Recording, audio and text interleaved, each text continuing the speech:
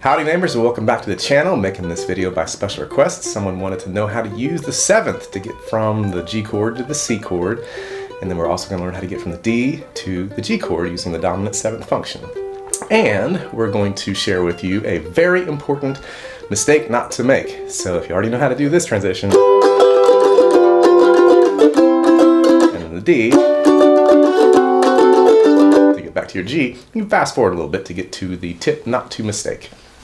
All right, so what is the dominant 7th? All right, so we got 1, 2, 3, 4, 5, 6, 7, 8, 8 notes in the scale, same 1 and 8, that's the G note there. And then the natural 7th is the F sharp note, the regular 7th note in the scale. And the dominant 7th is this F note. And this creates some tension, your G7 there, which resolves beautifully to the C chord. All right, so you're walking down from the 1 to the flat 7 to the 3, and that's a happy note. So it makes the C a major chord. All right, so we want to learn how to do that out of the chop. Either your 3-finger chord or your 4-finger chord, 3 or 4.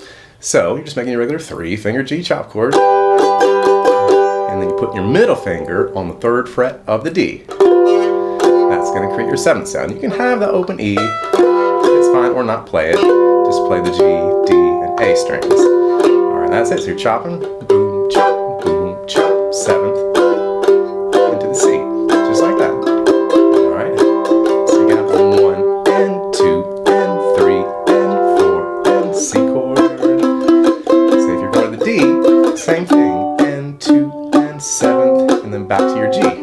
It's nice to use this little 2-finger G here, 4th fret of the G, 5th fret of the D, that's a 31 double stop, 3rd interval, and the 1, 3 and the 1. To get from your D through the 7th back to G. Alright, so you can try that.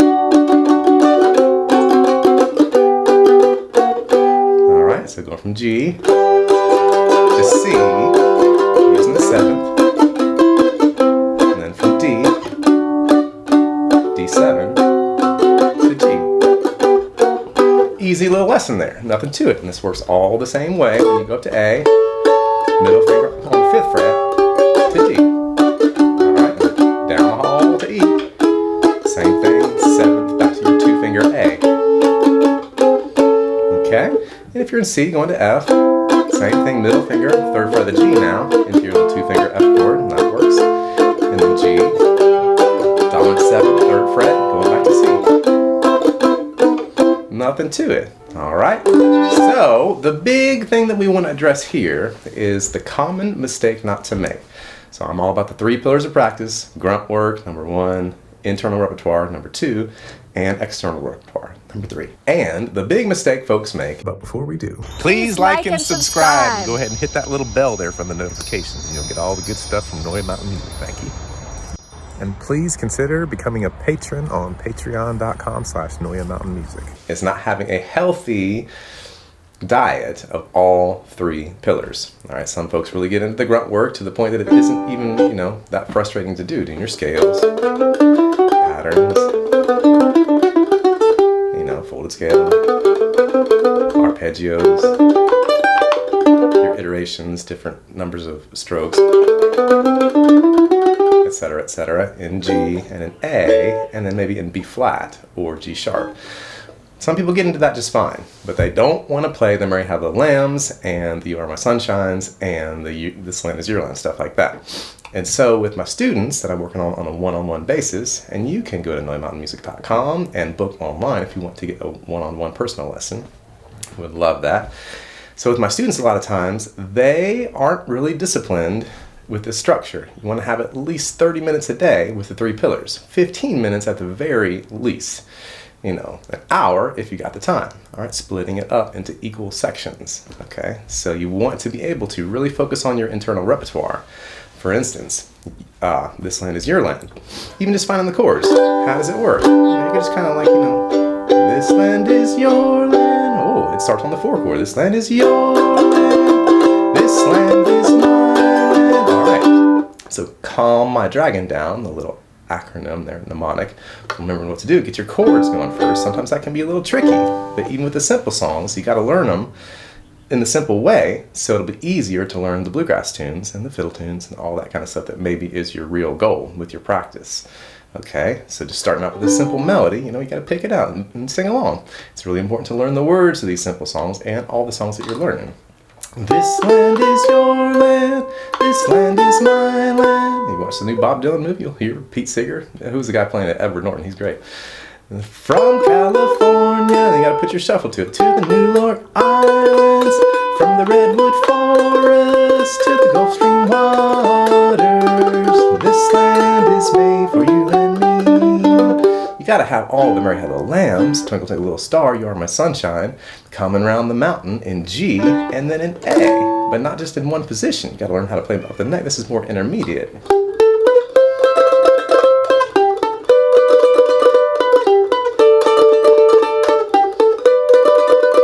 Before you get into the fancy stuff. You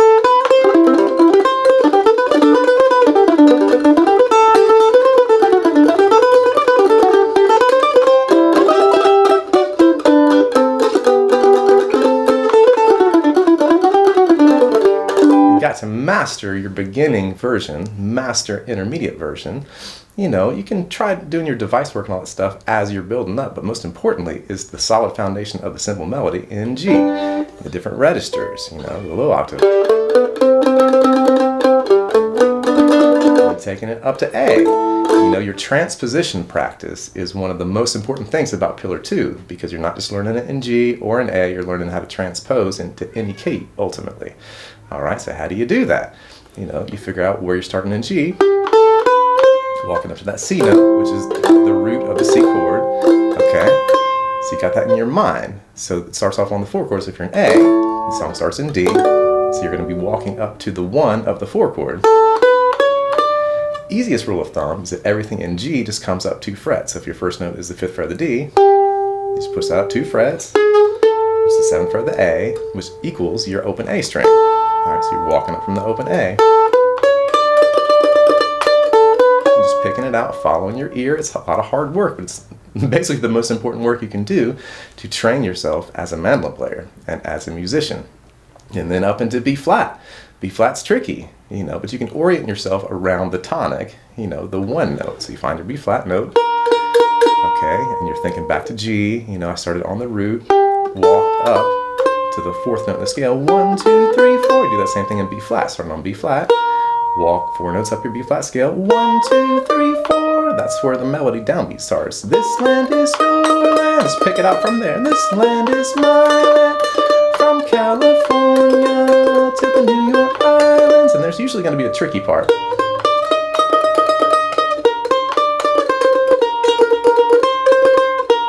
Maybe the open A is the tricky part. Or maybe getting to the low note. For you and me. And then getting your little tag. Start out with your chords, orient yourself to the key, B flat. Think about it starting on the E flat, that's your 4 chord. All right, so this is simple stuff, but the big mistake that people make is not doing it, okay? So, I want to encourage all of y'all this week with your practice to go grunt work, internal repertoire, and external repertoire, which just means, learning stuff that you don't know. Say you want to learn Salt Creek or something like that. Okay, so you listen to it to get to where you can hum it, find a good version that you like.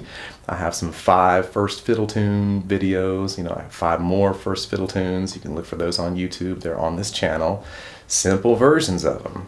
And slow the video down. Listen until you can pick it out. Humming it, being able to have it in your heart to be able to hum it is the key.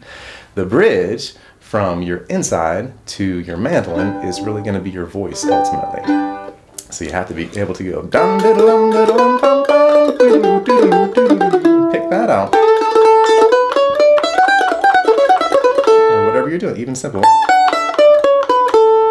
So make it easy for yourself. Find easy versions, and just go for that first bar. That second bar gets where you can hum it in your mind. Pick out those notes. Go slow. It's very laborious, but this is kind of the grunt work of the external repertoire. All right.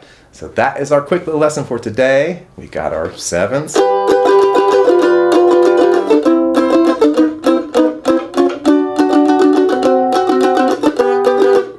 And just avoiding the mistake of not doing your internal repertoire.